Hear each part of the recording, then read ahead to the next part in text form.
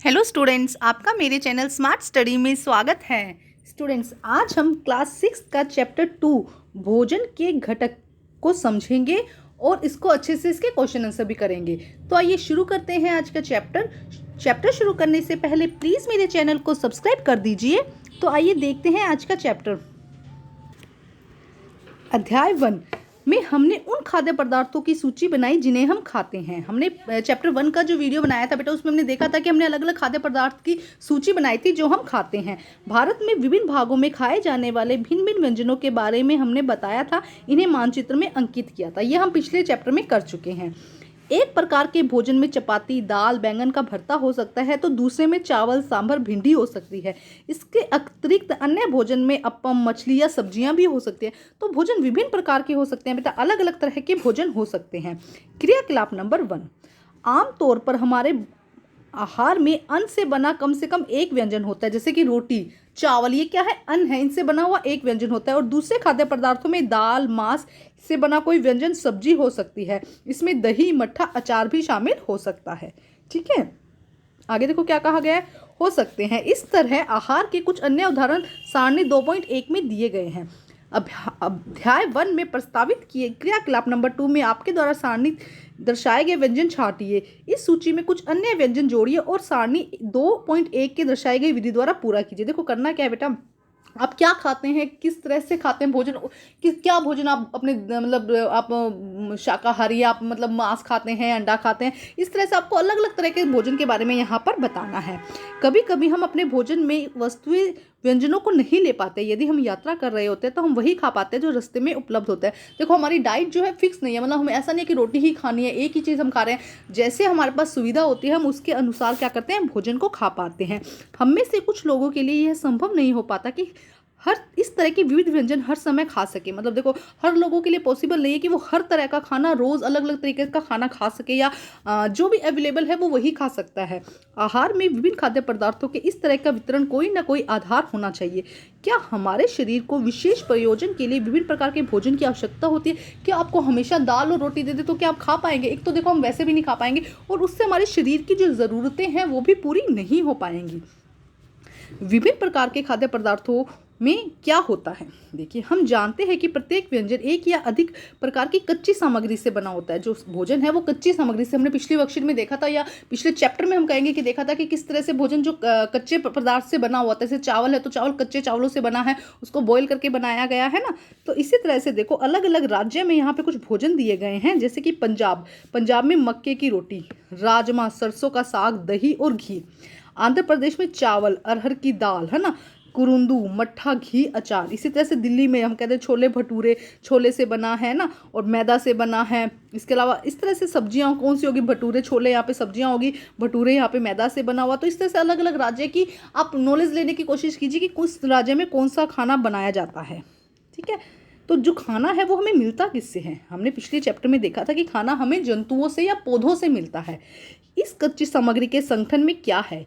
इस कच्ची सामग्री में हमारे शरीर के लिए कुछ आवश्यक घटक होते हैं। हमने पिछली क्लास में पढ़ा था कि घटक क्या होते हैं जिससे भी खाना बन रहा है। अगर आप सब्जी बना रहे हो तो कच्ची सब्जी हो जाएगी, पानी हो जाएगा, नमक, मिर्च, मसाले हो जाएंगे, वो सब क्या हो जाएंगे, उसके संगठक या घटक हो जाएंगे। ठीक है, इन घटकों को हम पोषक कहते हैं। जो भी सामग्री है, हमारा भोजन है, उसमें कुछ ना कुछ न्यूट्रिएंट होता है हमारी बॉडी को जो ताकत देता है, तो उन्हें हम क्या कहते हैं, पोषक। हमारे भोजन में मुख्य पोषक कार्बोहाइड्रेट, प्रोटीन और वसा, विटामिन और खनिज लवण है। बहुत इंपॉर्टेंट है बेटा, ये देखो इसको अंडरलाइन करो कि कार्बोहाइड्रेट, प्रोटीन, वसा, विटामिन और खनिज लवण है। इसके अतिरिक्त भोजन में रुक्षांश और जल, ये भी अभी हम समझेंगे कि रुक्षांश और जल भी बहुत हमारे भोजन में इनकी आवश्यकता होती है। तो आगे देखिए क्या कहा गया है कि जिनकी हमारे शरीर को क्या होती है, आवश्यकता होती है। क्या कभी सभी खाद्य पदार्थों में सभी पोषक तत्व उपलब्ध होते हैं? अब देखो जो आपने खाना खाया या जो आपकी रोटी है, क्या उसके अंदर सब पोषक तत्व है? ऐसा नहीं होता बेटा। कुछ कुछ खाने में अलग पोषक तत्व है, कुछ खाने में अलग पोषक तत्व होते हैं। कुछ साधारण विधियों से हम जान सकते हैं कि कच्ची सामग्री या पके हुए भोजन में कौन सा अधिक पोषक तत्व है। और ऐसा कहा जाता है कि जिसमें एक, मान लो कि एक बच्चा मैथ्स में अच्छा है तो हम ये कह देंगे ये बच्चा तो अच्छा है मैथ्स में ना, एक बच्चा साइंस में अच्छा है तो हम ये कह देंगे कि साइंस में अच्छा है। तो इसी तरह कुछ कुछ भोजन पदार्थ ऐसे होते हैं जिसमें एक पोषक तत्व की मात्रा ज़्यादा होती है, तो हम उसमें कह देते हैं कि इसमें तो स्टार्च ज़्यादा है, इसमें कार्बोहाइड्रेट ज़्यादा है, इसमें प्रोटीन ज़्यादा है। तो उसका टेस्ट कैसे किया जाता है? कार्बोहाइड्रेट, प्रोटीन और वसा के परीक्षण अन्य पोषक के परीक्षणों की अपेक्षा सरल होते हैं, तो इनका टेस्ट किया जाता है। आप जब स्कूल में जाएंगे तो देखेंगे आपकी लैब्स में टेस्ट करवाए जाएंगे आपको कि कार्बोहाइड्रेट, प्रोटीन और वसा इनके टेस्ट कैसे किए जाते हैं, उसके बारे में हम अब देखेंगे। देखो क्या कहा गया आगे, इन परीक्षणों को करने के लिए आपको iodine, copper sulphate, caustic soda, विलयनों की आवश्यकता होती है। आपको कुछ परखनली तथा एक ड्रॉपर की भी आवश्यकता होगी, तो ये आपके लैब में बहुत इजीली मिल जाते हैं। इन परीक्षणों को पके हुए भोजन तथा कच्ची सामग्री पर करें। इन परीक्षणों से प्राप्त परीक्षणों को 2.1 सारणी में लिखना है तथा कुछ खाद्य पदार्थ दर्शाए गए हैं। इन परीक्षण के लिए किसी भी उपलब्ध खाद्य पदार्थ पर कर सकते हैं। इन परीक्षणों को सावधानी से कीजिए और रसायन को खाने या चखने का प्रयास मत कीजिए। यहाँ पे मेन लाइन है कि किसी भी रसायन को चखने का प्रयास आप बिल्कुल भी नहीं करेंगे। यदि आवश्यक हो तो आवश्यक विलयन तत्काल उपलब्ध नहीं है तो निम्न विधि से उन्हें तैयार करें। आइए निम्नलिखित के लिए हम जांच करते हैं। देखो सबसे पहले कार्बोहाइड्रेट कई प्रकार के स्रोत होते हैं। हमारे भोजन में पाए जाने वाले मुख्य कार्बोहाइड्रेट मंड और शर्करा के रूप में होते हैं।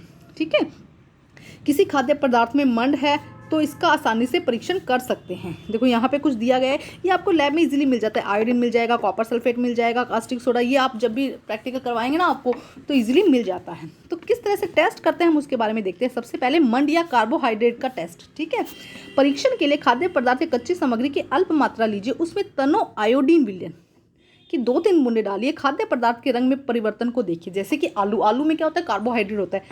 आलू लिया, उसको आधा काट दिया, ठीक है, ये आधा आलू कटा हुआ है। अब यहाँ पे आयोडीन की 2-3 बूंदे डालेंगे। जब 2-3 बूंदे आयोडीन की डाली जाती है तो डार्क बैंगनी कलर का, ठीक है, डार्क बैंगनी कलर का ये कलर कैसा हो जाता है, डार्क बैंगनी कलर का।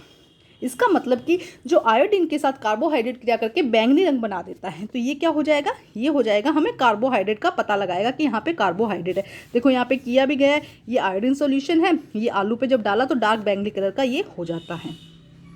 इस परीक्षण को किसी अन्य खाद्य पदार्थ के साथ दोहराइए। अगर आप किसी और के साथ, दाल के साथ दोहराते हैं या किसी और के साथ दोहराते हैं तो जिसमें भी कार्बोहाइड्रेट होगा उसमें कलर बैंगनी हो जाएगा, अदरवाइज जो कलर है वो बैंगनी नहीं होगा। अब है ये तो हमने पढ़ा कार्बोहाइड्रेट का टेस्ट। अब हम पढ़ते हैं प्रोटीन का टेस्ट। तो देखो प्रोटीन के परीक्षण के लिए किसी खाद्य पदार्थ की थोड़ी सी मात्रा लीजिए। जैसे कि हम दाल में हमें पता है कि प्रोटीन होता है तो हम लेंगे दाल। जिस खाद्य पदार्थ का परीक्षण करना है यदि वह ठोस है तो पहले उसका पेस्ट अर्थात चूर्ण बनाने की आवश्यकता होती है। पदार्थ को थोड़ी सी मात्रा पीस कर, मसल कर, उसके चूर्ण को साफ कर परख नली में डाल दें। थोड़ा सा उसका पेस्ट बना के आपको क्या करना है, परख नली में डाल देते हैं। जैसे कि दाल ली हमने, उसका पेस्ट बनाया और परख नली में डाल दिया और उस पर जल की 2-3 बूंदे डाल देनी है। ठीक है, उसके बाद देखो क्या कहते हैं, ड्रॉपर की सहायता से परख नली में 2 बूंद कॉपर सल्फेट और 10 बूंद कॉस्टिक सोडा। 2 बूंद हमने क्या लिया, कॉपर सल्फेट, और 10 बूंद हमने क्या लिया, कास्टिक सोडा। ये जो रेशियो है ये याद रखेंगे। ठीक है, ये डालते हैं, अच्छी तरह से हिलाकर कुछ मिनट के लिए परख नली को रख देते हैं। अब कुछ देर के लिए क्या हुआ, आपने जब डाला उसके कुछ मिनट के लिए आपने रख दिया। ये कॉपर सल्फेट डाला और कास्टिक सोडा डाला। ठीक है, ध्यान से समझो। देखो उसके बाद डालने के बाद देखो क्या होता है, बैंगनी रंग का हो जाता है। जो विलयन था वो कैसा हो जाता है, बैंगनी रंग का हो जाता है। बैंगनी रंग खाद्य पदार्थ में प्रोटीन की उपस्थिति दर्शाता है। वहाँ पे गहरा जामुनी था जब हमने आयोडीन डाला था, वो किसका टेस्ट था, कार्बोहाइड्रेट। प्रोटीन में जब कॉपर सल्फेट और कास्टिक सोडा जब हमने डाला तो रंग कैसा हो गया, बैंगनी रंग का हो गया, वो प्रोटीन को दर्शाता है। ठीक है, और किसी अलग अलग खाद्य पदार्थ के साथ भी आप ये टेस्ट कर सकते हैं। अब वसा के लिए टेस्ट। वसा के लिए देखो क्या करना है, खाद्य पदार्थ की अल्प मात्रा लीजिए, थोड़ी अल्प मतलब थोड़ी मात्रा लीजिए और टुकड़े में लपेट कर कूटिए। अभी हम इसको समझते हैं, पहले यहाँ सारणी दी गई है उसे समझते हैं। वसा का टेस्ट अभी करेंगे हम। कच्चा आलू में क्या होता है, कार्बोहाइड्रेट। दूध में क्या होता है, देखो दूध में क्या होता है, प्रोटीन होता है। मूंगफली में वसा होता है। पका हुआ चावल या बिना पका हुआ चावल दोनों में ही क्या होता है, कार्बोहाइड्रेट होता है। सूखा नारियल, इसमें वसा होती है। बिना पकी हुई अरहर की दाल, प्रोटीन होता है इसके अंदर। पकी हुई अरहर की दाल में भी प्रोटीन होता है। ठीक है, सब्जी का टुकड़ा, इसमें क्या होगा, इसके अंदर होगा कार्बोहाइड्रेट। फल का टुकड़ा, इसमें भी कार्बोहाइड्रेट। उबला हुआ अंडा, इसमें होता है प्रोटीन। ठीक है, अब हम वसा का टेस्ट पढ़ रहे थे। देखो वसा के टेस्ट में क्या कहा, कोई भी वसा जो वसा जिसके अंदर वो आपको दिया तो आप उसको एक पेपर पर रखेंगे और पेपर को जोर से कूटेंगे कि कागज फटे ना, इस बात का आप ध्यान रखेंगे। अब कागज को सीधा कीजिए और ध्यानपूर्वक देखिए क्या इसमें तेल के धब्बे बन गए। जो भी देखो वसा किस में होती है, ऑयली चीज़ों में, सीधी सी बात है। वसा किस में होती है, ऑयली चीज़ों में। जब तेल का धब्बा बन जाता है तो इसका मतलब क्या है, उसके अंदर वसा है। जब तेलीय चीज़ ही तेली है तो उसमें तो तेल का धब्बा बनेगा। और कागज को किसी प्रकाश के सामने लाएं तब आपको धब्बे से होकर आने वाला धुंधला प्रकाश दिखाई देगा। जब कागज को देखेंगे ना आप तो उसमें से आपको धुंधला प्रकाश यहाँ पर दिखाई देगा। कागज पर तेल का धब्बा खाद्य पदार्थ की वसा की उपस्थिति को दर्शाता है। कागज पर जो तेल का धब्बा होता है ना, वो क्या दर्शाता है? वसा। 3 टेस्ट किए, कार्बोहाइड्रेट आयोडीन के साथ में होगा, प्रोटीन कॉस्टिक सोडा और कॉपर सल्फेट के साथ में होगा, और कागज किसका जो वसा है वो किसके साथ में होगा? उसको कूट कर तेल के धब्बा देखना है आपको। खाद्य पदार्थ में कभी कभी जल की कुछ मात्रा हो सकती है।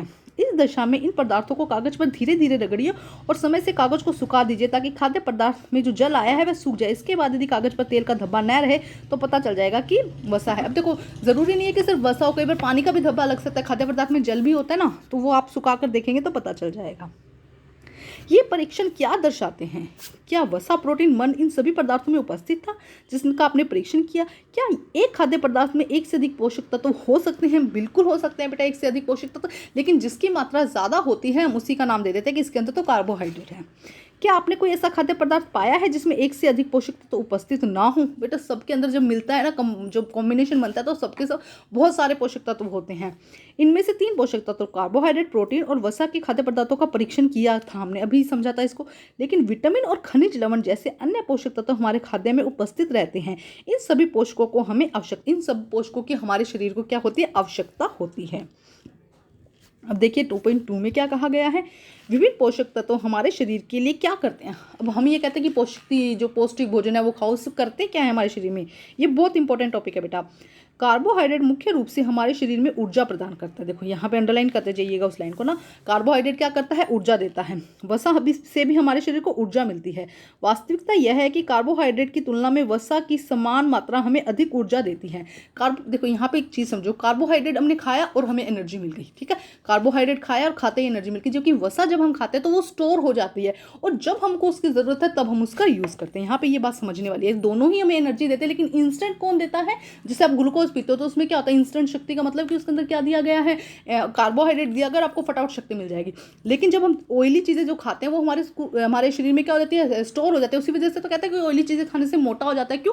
क्योंकि वो हमारे शरीर में स्टोर हो गई हैं और जब हमें ज़रूरत है उसकी तब वो हमारे काम आएगी, तब हमें वो ऊर्जा देगी, ठीक है। आगे देखो, कार्बोहाइड्रेट युक्त भोजन को ऊर्जा देने वाले भोजन भी कहते हैं। ये देखो, ये इंपॉर्टेंट लाइन हो गई कि कार्बोहाइड्रेट युक्त भोजन को हम ऊर्जा देने वाला भोजन भी कहते हैं। तो यहाँ पे बहुत सारे एग्जाम्पल दिए गए हैं, जैसे कि शकरकंदी, आलू, गन्ना, ये सब क्या है? कार्बोहाइड्रेट। चावल, बाजरा, गेहूँ, ठीक है, कार्बोहाइड्रेट के कुछ स्रोत है, मतलब कि इनमें कार्बोहाइड्रेट मिलता है। उसके बाद बीज दिया गया है, ये देखो मूंगफली, ये वसा के स्रोत है। मूंगफली, तिल, गिरी, नारियल का तेल या सरसों का तेल, ये सब क्या हो जाएगा? वसा के स्रोत। और नंबर सी पर है, ये भी देखो वसा ही है, अंडे, मछली, मांस, दूध, घी। बस इनमें फ़र्क क्या है कि एक हमें पादप से मिल रहा था, पौधों से मिल रहा था, और दूसरा हमें जंतुओं से मिल रहा था। ये हैं दोनों ही क्या? वसा के स्रोत, मतलब इनसे हमें वसा मिलती है, ठीक है।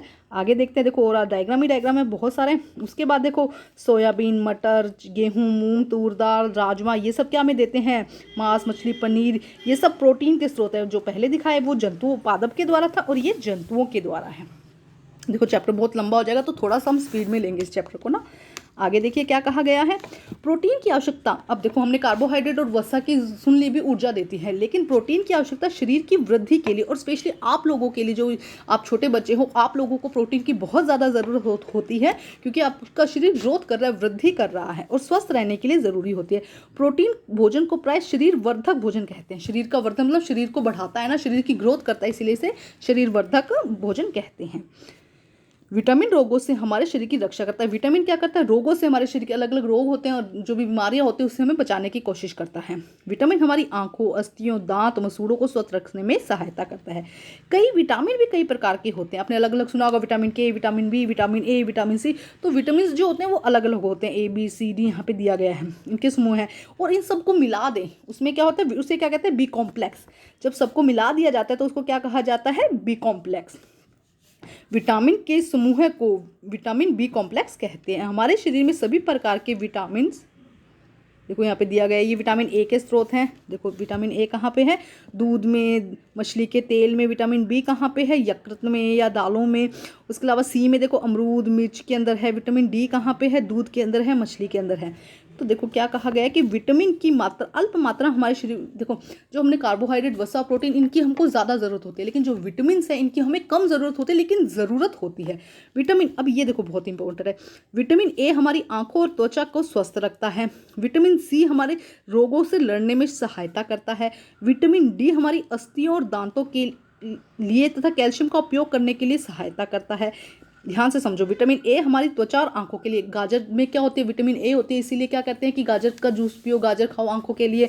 विटामिन सी नींबू में होता है ना, खट्टी चीज़ों में होता है, जो हमारी क्या करता है, रोगों से लड़ने में मदद करता है। और विटामिन डी हमारी दांतों और अस्थियों के लिए आवश्यक होता है। ठीक है, अब यहाँ पे क्वेश्चन दिया गया है, देखो, हमारे शरीर भी सूर्य के प्रकाश की उपस्थिति में विटामिन डी बनाता है। अब हमारा शरीर भी, आपने सुना होगा कि सुबह की धूप लो 10-15 मिनट, वो क्या करता है, हमारे शरीर पे जहाँ जहाँ सूर्य की रोशनी लगती है, हमारे शरीर के अंदर से पहले ही कुछ ऐसा विटामिन डी मान लो इनएक्टिव फॉर्म में या होता है, जो क्या करता है, सूर्य की रोशनी मिलकर एक्टिवेट हो जाता है और हमारे शरीर को विटामिन डी देता है। इसके अलावा देखो आयोडीन के स्रोत है, जैसे कि पालक हो गया, फॉस्फोरस, ये देखो आपको नाम समझ लो, सिर्फ फॉस्फोरस भी हमें, ये भी क्या है, विटामिन है। लोहा, ये भी क्या है, विटामिन है। ये हमें दूध, इसमें क्या होता है, कैल्शियम होता है। ठीक है, उसके बाद देखते हैं आगे, हमारे शरीर को खनिज लवणों की आवश्यकता अल्प मात्रा में होती है। अभी हमने पढ़ा विटामिन और खनिज लवण, ये जैसे कि लोहा, ये फॉस्फोरस, ये क्या, खनिज लवण, इनकी कम मात्रा में जरूरत होती है। शरीर की उचित विकास तथा अच्छे स्वास्थ्य के लिए प्रत्येक खनिज लवण आवश्यक है। देखो कम मात्रा में जरूरत है, लेकिन जरूरत है, मतलब ऐसा नहीं है कि अगर ये नहीं खाएंगे तो हमारा काम चलेगा, बिल्कुल नहीं चलेगा, खाने जरूरी है। अधिकांश खाद्य पदार्थों में एक से अधिक पोषक तत्व होते हैं। अपने सारणी 2.2 में परीक्षण को लिखते समय इस बात को अवश्य देखा होगा। एक खाद्य पदार्थ में, जैसे चावल है, सिर्फ उसमें कार्बोहाइड्रेट नहीं, उसके अंदर और भी बहुत सारा विटामिन है या शर्करा है, ये सब चीज़ें उसके अंदर हैं। ठीक है, फिर भी किसी कच्ची सामग्री में एक निश्चित पोषक तत्व की मात्रा दूसरे पोषक तत्व की मात्रा से अधिक होती है। उदाहरण तरह जैसे कि चावल में कार्बोहाइड्रेट की मात्रा दूसरे पोषक तत्वों से अधिक है, इसी आधार पर हम कह सकते हैं कि चावल क्या है, कार्बोहाइड्रेट समृद्ध फूड है, मतलब कार्बोहाइड्रेट ज़्यादा है।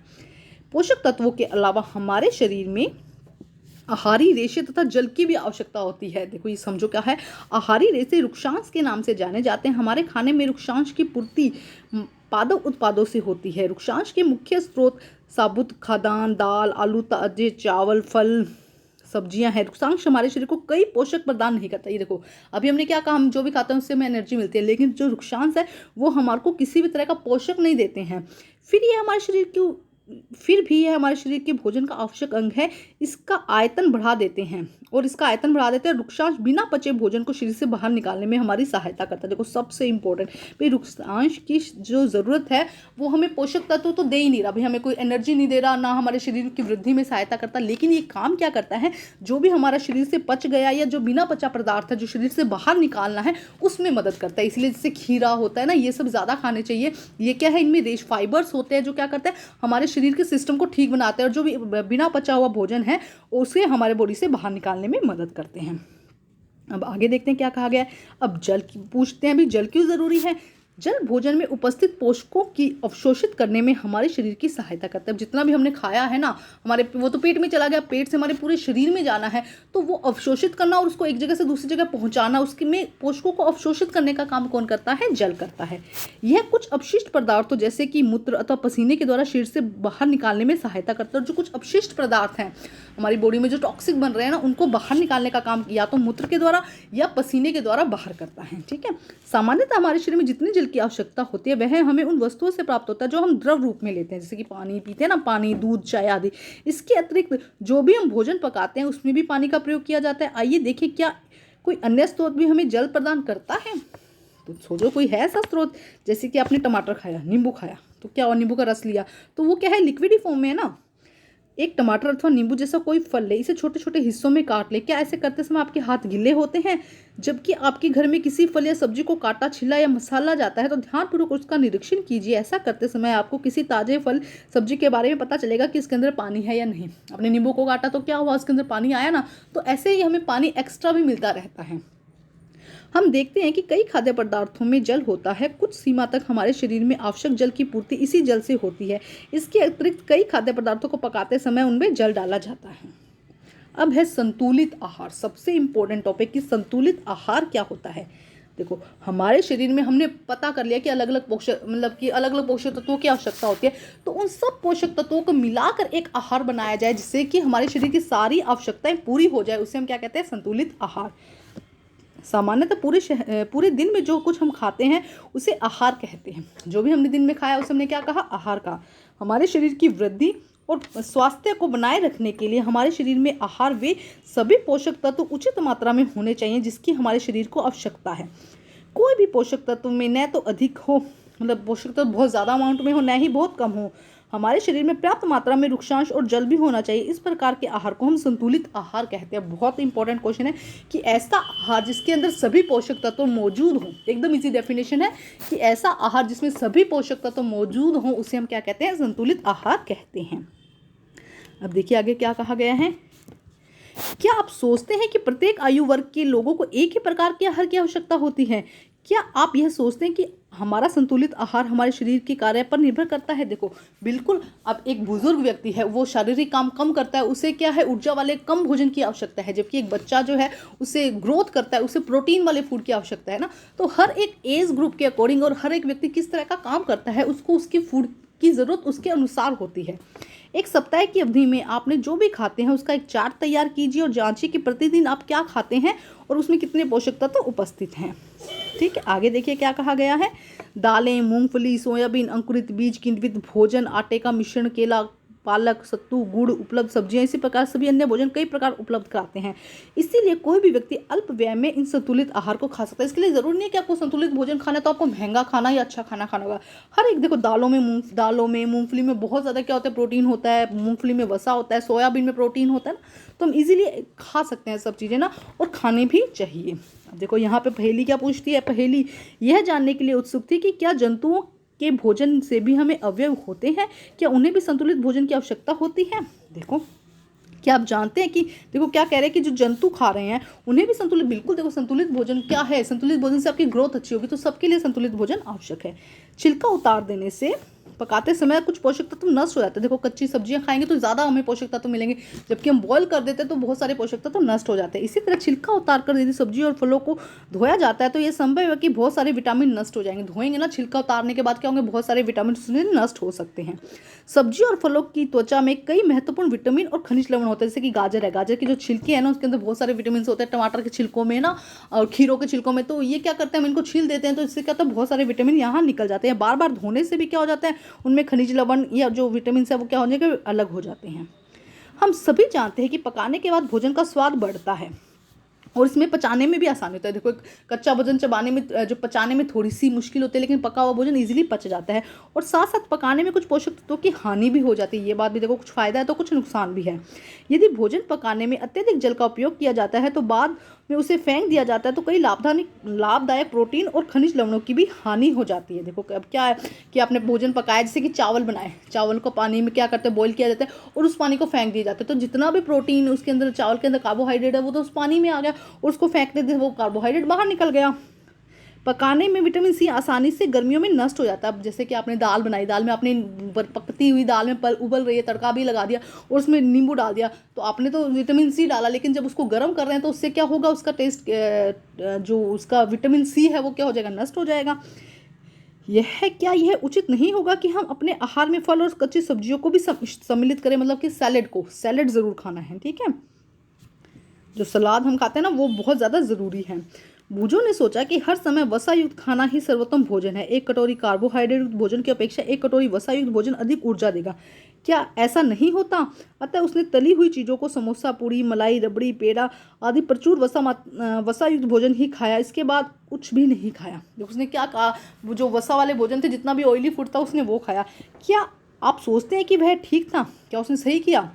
निस्संदेह नहीं। इतना अधिक वसा युक्त भोजन हमारे लिए, उसने क्या किया? इतना ऑयली फूड खा लिया, हानिकारक हो सकता है और यह वसा अत्यधिक मात्रा में मोटापे का कारण हो सकता है। देखो मैंने अभी समझाया था कि वसा खाने से क्या होगा? एनर्जी मिलती है, लेकिन वसा क्या होती है? स्टोर हो जाती है। स्टोर कहाँ होगी? हमारी फैट, हमारी सेल के अंदर हो जाएगी स्टोर और हमको मोटा कर देगी। लेकिन जब कार्बोहाइड्रेट खाएंगे तो वो हमें इंस्टेंट हमें एनर्जी देता है। अब देखो लास्ट टॉपिक है इसका, अभावजन्य रोग। एक व्यक्ति खाने के लिए पर्याप्त भोजन पा रहा है, लेकिन कभी कभी उसके भोजन में किसी विशेष पोषक की कमी हो जाती है। मतलब वो सब खाना खा रहा है, देखो इस तरह से मान लो ग्राफ बन गया, वो सब चीज़ें खा रहा है लेकिन एक को वो नहीं खा रहा, तो धीरे धीरे क्या होगा? उसके शरीर में उसकी कमी हो जाएगी। यदि यह कमी लंबी अवधि तक रहती है तो उसके अभाव से ग्रसित हो सकता है, तो उससे रिलेटेड उसको कोई रोग भी हो सकता है। एक या एक से अधिक पोषक तत्वों के अभाव से हमारे शरीर में रोग या विकृति उत्पन्न हो सकती है, कोई दिक्कत हो सकती है, कोई मतलब किसी भी तरह का क्या हो सकता है? कोई रोग हो सकता है, कोई डिजीज हो सकती है। वे रोग जो लंबी, ये देखो ये डेफिनेशन समझो, वे रोग जो लंबी अवधि तक पोषक के अभाव के कारण होते हैं उन्हें अभावजन्य, अभाव का मतलब ही कमी, किसी पोषक तत्व की कमी से होने वाले रोगों को हम क्या कहते हैं, अभावजन्य रोग। लंबे समय तक, मतलब ऐसा नहीं कि एक दिन आपने कोई विटामिन नहीं खाया तो आपको कोई दिक्कत हो जाएगी, नहीं, लंबे समय तक आप कोई एक ही पोषक तत्व को नहीं खा रहे हैं तो उसकी वजह से होने वाले रोगों को हम क्या कहते हैं, अभावजन्य रोग। यदि कोई व्यक्ति अपने भोजन में पर्याप्त प्रोटीन नहीं ले रहा है तो कुछ रोग हो सकते हैं, जैसे कि वृद्धि का अवरुद्ध होना, चेहरे पे सूजन, बालों के रंग का उड़ना, त्वचा की बीमारी का या पेचिश। प्रोटीन या कार्बोहाइड्रेट दोनों ही किसी व्यक्ति के आधार में एक लंबे समय तक अनुपस्थित रहे तो उसकी वृद्धि नहीं हो पाएगी। यदि ऐसा व्यक्ति दुबला पतला हो जाएगा और वह इतना दुर्लभ हो जाएगा कि चलने में असमर्थ हो जाएगा। कार्बोहाइड्रेट एनर्जी नहीं दे रहा, प्रोटीन उसके शरीर को बढ़ा नहीं रहा। विटामिन और खनिज लवणों के अभाव में रोग आकृतियाँ हो जाती हैं। सभी अभावजन्य रोगों की रोकथाम संतुलित आहार लेने से की जा सकती है। तो अभावजन्य रोगों को कैसे रोका जा सकता है, संतुलित भोजन लेने से। आप अच्छा भोजन खाओ, अच्छा खाना खाओगे तो कोई भी अभावजन्य रोग आपको नहीं होगा। इस अध्याय में हमने ये स्वयं जानने की कोशिश की कि विभिन्न क्षेत्रों में भोजन में इतनी अधिक विविधता होते हुए भी आहार में पोषक तत्वों के वितरण को सामान्य है। यह वितरण हमारे भोजन की आवश्यक पोषक तत्वों की उपस्थिति को सुनिश्चित करता है। मतलब कि हमें अच्छा सा भोजन खाना चाहिए। अब एक बहुत अच्छी से सारणी दी गई है जिसे हमें पढ़ना है। देखो क्या कहा गया है, यहाँ से देखते हैं। सबसे पहले खनिज दिया गया है, उसके बाद विकार, उससे दिक्कत क्या होगी, उसके लक्षण क्या होंगे। तो बहुत इंपॉर्टेंट सारणी है बेटा, ये जरूर करनी है आपको, अपनी नोटबुक में भी कर लीजिएगा। विटामिन ए की कमी से क्या होता है, दृष्टिहीनता, क्षीणता, दृष्टिहीनता मतलब आंखों दिखाई देने में कमी होना, कमजोर दृष्टि, अंधेरे में कम दिखाई देना, कभी कभी पूरी तरह से दिखाई देना बंद हो जाना। विटामिन B1 की कमी से बेरी रोग हो जाता है। देखो, ए से दृष्टिहीनता, बी से बेरी है ना, दुर्लभ पेशियों का और काम करने में ऊर्जा की कमी। विटामिन सी से स्कर्वी, देखो शॉर्ट ट्रिक भी बता रही हूँ, सी से स्कर्वी। तो स्कर्वी में क्या होता है, दांतों और मसूड़ों से खून आने लग जाता है, मसूड़ों से खून निकलना तथा घाव भरने में अधिक समय लगना। विटामिन डी से रेक्टस हो जाता है, अस्थियों का मुलायम होकर मुड़ जाना। कैल्शियम की कमी से अस्थियां तथा दंत, मतलब कि कमजोर अस्थियां और दांत टूटकर गिरने लग जाते हैं। आयोडीन की कमी से घेंगा गोइटर, जब गला सूज जाता है ना, कहीं देखा होगा आपने, पहले होता था जब फूड में आयोडीन की कमी होती थी तो गोइटर हो जाता था, घेंगा हो जाता था। गर्दन की ग्रंथि का फूल जाना और बच्चों में मानसिक विकलांगता। लोह मतलब कि लोह मतलब कि आयरन हम कहेंगे, और रक्तता मतलब खून की कमी हो जाना, इसे हम क्या कहते हैं, कमजोरी। अब यहाँ पे कुछ दिया गया जैसे कि कार्बोहाइड्रेट, ऊर्जा, वसा, खनिज, पोषक, प्रोटीन, ये सब आपको अपनी नोटबुक से, जो बुक है उसमें से देखकर करिए और इनको सबको अच्छे से समझा सकते हैं कि ये हमें ऊर्जा देता है, ऊर्जा हमारे शरीर को काम करने के लिए आवश्यकता है, वसा हमारे शरीर को विभिन्न भोजन तत्वों से मिलती है। इस तरह से आपको करना है। अब हम करते हैं सारांश, बहुत इंपॉर्टेंट होता है, इसे आप कभी भी मिस मत करिएगा। हमारे भोजन के मुख्य पोषक तत्वों में कार्बोहाइड्रेट, प्रोटीन, वसा, विटामिन और खनिज लवण है। इसके अतिरिक्त आहारी रेशे तथा जल भी होता है। कार्बोहाइड्रेट तथा वसा हमें क्या देता है, ऊर्जा देता है। प्रोटीन तथा खनिज लवण हमारे शरीर की वृद्धि तथा अनुरक्षण मतलब रोगों से रक्षा करता है। विटामिन हमारे शरीर की रोगों से रक्षा करता है। संतुलित आहार में हमारे शरीर के लिए सभी पोषक तत्व तथा पर्याप्त रुक्षांश और जल उचित मात्रा में उपस्थित होते हैं। हमारे आहार में लंबी अवधि तक एक ही या अधिक पोषक तत्वों की न्यूनता या कमी होने से विशिष्ट रोग या विकार उत्पन्न हो जाते हैं, जिसे हम अभावजन्य रोग कहते हैं। अब हम करते हैं इसके प्रश्न उत्तर। तो देखिए क्वेश्चन नंबर 1, हमारे भोजन में मुख्य पोषक तत्वों के नाम लिखिए। तो देखो हमारे क्या है मुख्य, अभी हम पढ़ चुके हैं, कार्बोहाइड्रेट, प्रोटीन, वसा, विटामिन और खनिज, ये हमारे क्या होते हैं, मुख्य पोषक तत्व होते हैं। ठीक है, उसके बाद प्रश्न नंबर 2, निम्नलिखित के नाम लिखिए। तो देखते हैं क्या क्वेश्चन पूछा गया है बेटा। देखो आपको नाम लिखने हैं, क्या है नाम, जो मुख्य रूप से हमारे शरीर को ऊर्जा देता है। तो हमारे शरीर को मुख्य रूप से ऊर्जा कौन देता है बेटा, बताओ, आपको कर चुके हैं ना, कार्बोहाइड्रेट एंड वसा। ठीक है, जो हमारे शरीर की वृद्धि और अनुरक्षण के लिए आवश्यक है तो वो क्या हो जाएगा, प्रोटीन। मैंने यहाँ नीचे आंसर लिखे हैं। यह वह विटामिन जो हमारी दृष्टि के लिए आवश्यक है। दृष्टि के लिए गाजर में क्या होता है, विटामिन ए। तो क्या हो जाएगा, उदाहरण भी लिख दो इसका कि गाजर, उदाहरण है गाजर। ठीक है, उसके बाद वह खनिज जो हमारी अस्थियों के लिए आवश्यक है, उसमें क्या हो जाएगा, कैल्शियम। अब हम करते हैं प्रश्न नंबर 3। देखिए प्रश्न नंबर 3 में क्या कहा गया है, ऐसे खाद्य पदार्थों के नाम लिखिए जिनमें पोषक तत्व प्रचुर मात्रा में हो। जैसे कि वसा किस में होता है, ऑयली चीज़ों में, जैसे कि मूंगफली और मक्खन, घी भी लिख सकते हैं। इसके अलावा मंड, कार्बोहाइड्रेट किस में होता है, चावल और आम में। आहारी रेशे, आलू और दालों में। आहारी रेशे किस में होते हैं, आलू, दालें, खीरा, इस तरह से आप लिख सकते हैं। और प्रोटीन किस में होता है, मछली और ग्राम में। ठीक है, या हम दालें भी लिख सकते हैं, हम प्रोटीन दाल में भी होता है, दूध में भी होता है ना, मछली में भी होता है, पनीर में भी होता है। आप बहुत सारे ऑप्शन है बेटा, आप लिख सकते हैं। उसके बाद है प्रश्न नंबर 4। देखिए सही और गलत का निशान लगाना है। तो देखते हैं क्या कहा गया है, केवल चावल खाने से हमारे शरीर के पोषक तत्व पूरे हो जाते हैं? बिल्कुल नहीं। आंसर मैंने नीचे यहाँ लिखे हैं, नहीं। हमारे शरीर में हमारे संतुलित आहार खाकर अभावजन्य रोगों से रोकथाम की जा सकती है? बिल्कुल की जा सकती है। अगर संतुलित भोजन खाएंगे तो कोई दिक्कत ही नहीं होगी। शरीर के लिए संतुलित आहार में नाना प्रकार के खाद्य पदार्थ होने चाहिए, मतलब अलग अलग तरह के खाद्य पदार्थ होने चाहिए। बिल्कुल हाँ।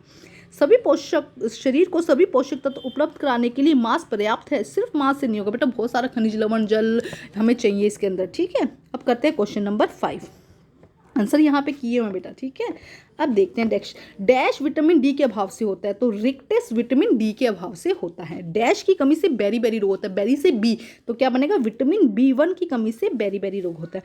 विटामिन सी की कमी से स्कर्वी रोग होता है। ठीक है, और नंबर डी घ पे देखिए, हमारे भोजन में विटामिन ए के अभाव से रतौंधी रोग होता है। रतौंधी मतलब कि जिसमें दिखाई कम देता है, रतौंधी का मतलब होता है जिसमें दिखाई कम देता है, तो विटामिन ए की कमी से रतौंधी का रोग होता है। ठीक है स्टूडेंट, तो बेटा आज का जो चैप्टर है वो कंप्लीट होता है। इसी तरह मेरे चैप्टर के साथ बने रहिए और आने वाले चैप्टर्स और भी करवाऊंगी, उनके साथ बने रहिए। और प्लीज़ मेरे चैनल को लाइक कीजिए, सब्सक्राइब कीजिए और शेयर कीजिए। Thank you students.